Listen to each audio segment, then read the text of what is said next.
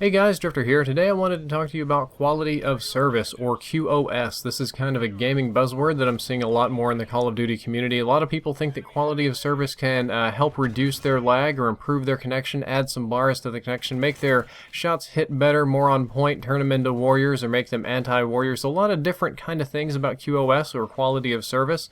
So I decided to kind of explain what quality of service is, what it does, my testing, some results, and basically if it'll be useful to you or not. I am not endorsing or promoting any products in this video, though I may mention a couple of the ones that I've worked with just for examples. Gameplay is me using the silenced FAD, a pistol, and I'm honestly weapon scavenging a lot. One of you folks hit me up on Twitter and said that I'd been using the MTAR-X a lot in my Ghost videos, and they were kind of right. I've been doing too much MTAR, so I'm going to try to show off all the other guns that I know how to use.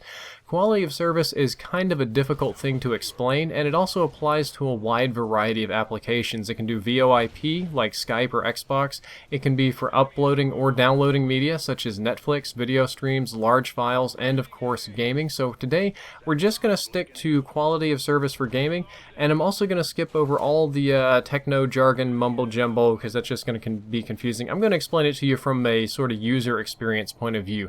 What it will do is it will prevent you from lagging during heavy network loads. Say for instance you're on a 10 by 1 megabit connection, 10 down, 1 up, and you're playing Call of Duty and everything's going great, and let's say your girlfriend or boyfriend or relative, sibling, whatever, roommate gets and starts watching a bunch of 1080p Netflix videos. That's going to absolutely punish your internet connection, and it's going to drop you down from a 4 bar to a 3 bar, maybe a 2. Or let's say you're living in a house that you share with your family or somebody that does a lot of uploading, and you're playing a game, and all of a sudden you drop down to red bar and you look over and your roommate or your sister or whatever is just uploading like 400 pictures to Facebook. That's a reality that we have to live with. Our networks just can't handle these loads and make a beautiful game state at the same time. What quality of service will do is it will prioritize some traffic over others and do some interesting things with packets or limiting or port forward. It does a bunch of different things, but it'll make it to where when your roommates get on and start watching Netflix, or your family members are uploading a bunch of stuff to Facebook or YouTube, or everybody's on Hulu, it won't hurt your game state. You won't lose bars, your ping won't increase, and you'll be able to continue to play just the way that it is normally, and that's a very, very beneficial thing to people that have to share connections. If you're at home by yourself and you don't, bog down your own network too much, it's not going to do anything. But if you're with other people that you can't control, very, very good. Now again, this only works if you set it up properly. A lot of QoSs are different or whatever, and if you don't set it up properly, if it's not configured right, it may end up hurting your connection. But as long as it's set up right, it'll make you lag free during gaming.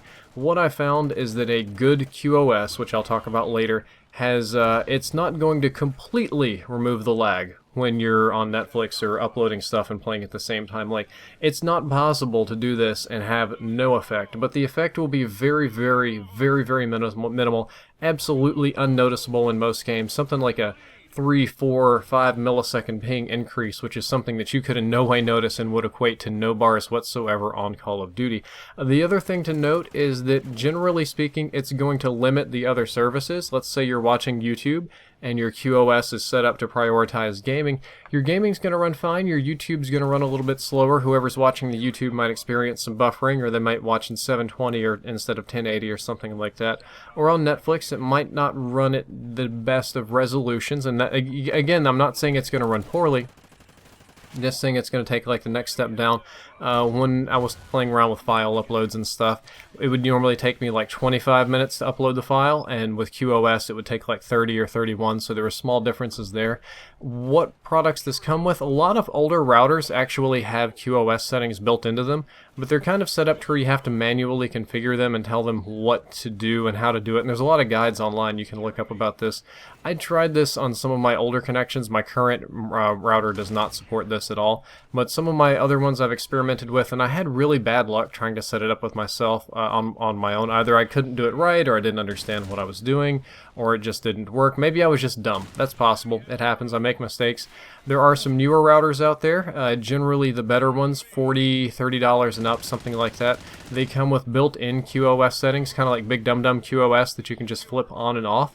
I have found that these work better because you don't have to configure them, but they're also kind of a mixed bag.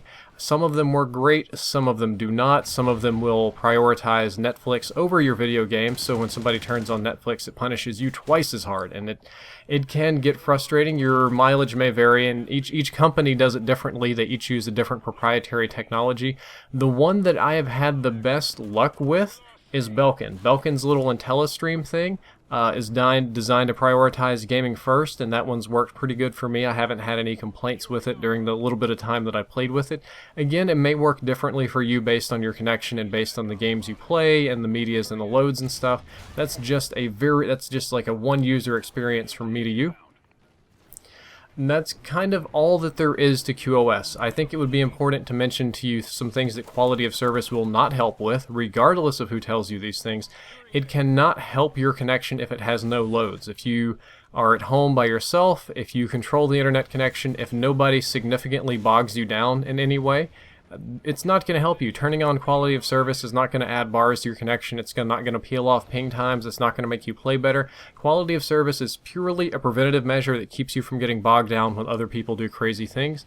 If you're geographically distant or far away, again, it's not going to help you if you live in Egypt and you're trying to play Call of Duty. If you are in Australia and you connect to an American server, a lot of people that live in like Singapore or here's another good one, Hawaii or Alaska, they just have a very long way to go geographically to play games, and they naturally lag more. Quality of service is not going to fix that. That is a geographical problem, and to the best of my knowledge, very few things in the world can help you fix that.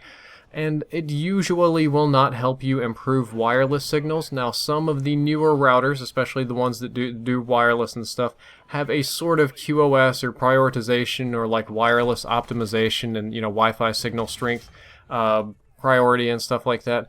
That is not technically QoS. It will do nice things for you, depending on the company, depending on how well it works, but it's not quality of service, and quality of service itself does nothing to help your wireless settings.